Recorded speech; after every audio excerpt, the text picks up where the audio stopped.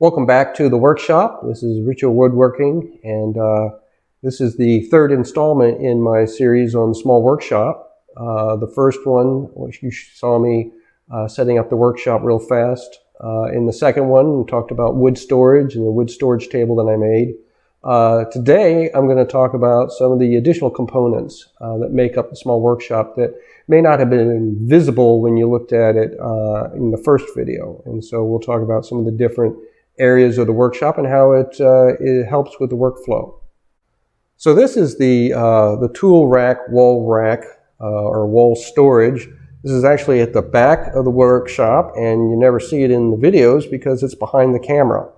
The hook board was there when I moved in, and made a great place to put tools that are used not only in woodworking but also just around the house. Things like hammers, level, square, mallets. One of the mallets is an antique, the other one is modern. You have a draw knife, and clamps, a lot of saws, and you'll see one of the egg beater hand drills, and also a brace drill that I have, and a fire extinguisher. I mean, you always need to have a fire extinguisher around. You never know what you might get into. What you're looking at here is a work surface that actually came with the house. It's sort of a painted laminated countertop on a frame of 2x4s and 4x4 legs, sort of built into the wall. It's a great workspace for doing projects around the house. And when I started woodworking in 2014, this was my first workbench. And so I was able to build different things on there.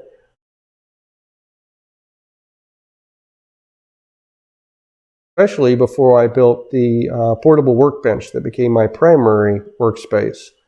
Otherwise, this is used there's a small vise there on the side. That can also clamp onto my portable workbench, but it's better sometimes to just keep it there. In the far right, you've got a couple hoppers there.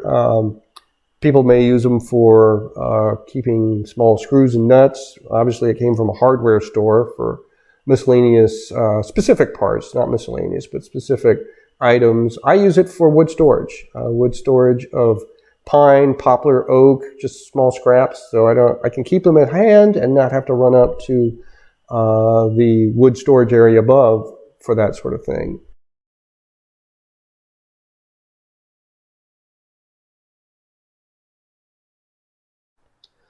So another added item that I have is this it's like a attachable work surface or face vise that you can just attach to any table.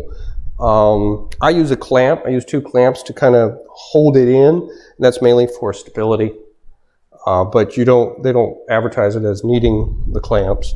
But it works otherwise, just like any face vise. You can put things in that way with dogs, or you can put it in this way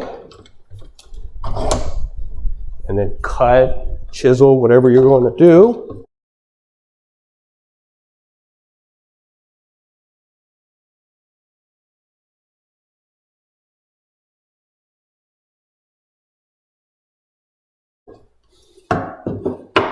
And as I said, there are removable dogs that go in holes, and I'll tip it up so you can see I have a better view of it. So as you can see, it looks sort of just like the face vise of a workbench, along with the workbench itself, with the holes. And there's also, I believe, tape that you can buy to put in the mouth of the vise to protect the surface. I never really did that because by the time I would have needed that, I had already built my workbench, and so I didn't need this as much anymore. And in fact, don't use it much, but it's a great thing to have for smaller projects. So what we have here is a white shelf. Actually came with the house, but not in that location. I found it and put it there, attached it into the wall, and it holds small pieces of wood, things that can be used for cauls, which is something that you would use with a clamp up job, with a glue up. You would put your clamps on, but your clamps would actually go against a piece of wood like this. So this wood would take the marring that the clamp face would cause to your display piece. So the scrap wood would take that rather than your work surface. And or it could be used for spacers. I have several spacers up there. Just any kind of scrap pine, scrap birch, anything like that that might be useful on a project. It's right there because this area is right by where the workbench is located, and so it's easy reach. And it's also very close to the assembly table, and that, of course, is where things are glued up. And so everything is usually within easy reach. So this leads us to the far corner, and you've seen this before in some of the videos. The item on top is a clamp rack, which is 2 pieces of wood. The horizontal piece is actually mortise tenoned into the vertical piece, glued, and then the whole thing is screwed into the wall into studs with some long screws. And on that horizontal piece is where I keep most of my clamps.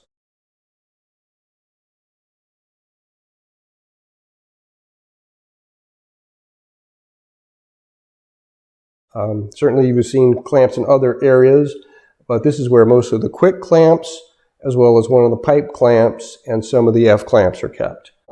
And then the table below that is sort of one of those portable workbenches that this is a cheap one that I got years ago when I started.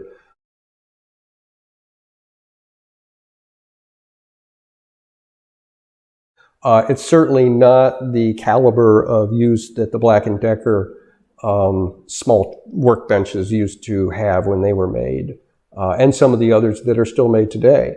So for my purposes, this thing is used primarily, there you see a piece of plywood behind it. What I'll do is I'll take the table out, set it up, put that plywood on it with maybe a couple clamps. This is where I do most of my finishing.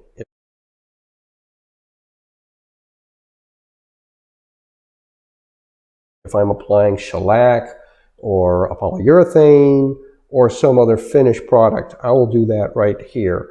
Of course, so you have the plywood, and then I'll put over the plywood newspaper or some sort of material like that. So I'm not getting too much material, obviously, on the floor or anywhere else I really don't want it to be. And so this is my finishing table. This is a garage. So to deal with fumes and stuff, I open the door.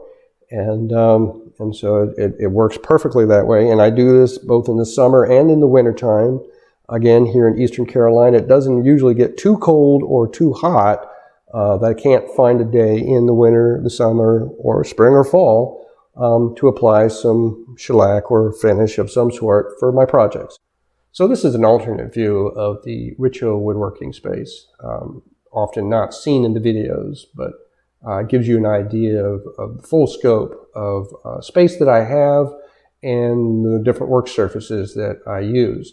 This thing over here, this big black work space and cabinet, will actually be featured in a separate video. There's too much to talk about on that to have in this video, so that will have its own video in the future. And in this the workshop series, I'll have an additional video on some of the jigs and other items that I use in the workspace that also were just too much to put in this particular episode, but there will be another episode that will feature them. So there'll be 2 or 3 more episodes in the workshop series. But for now, this is my workspace.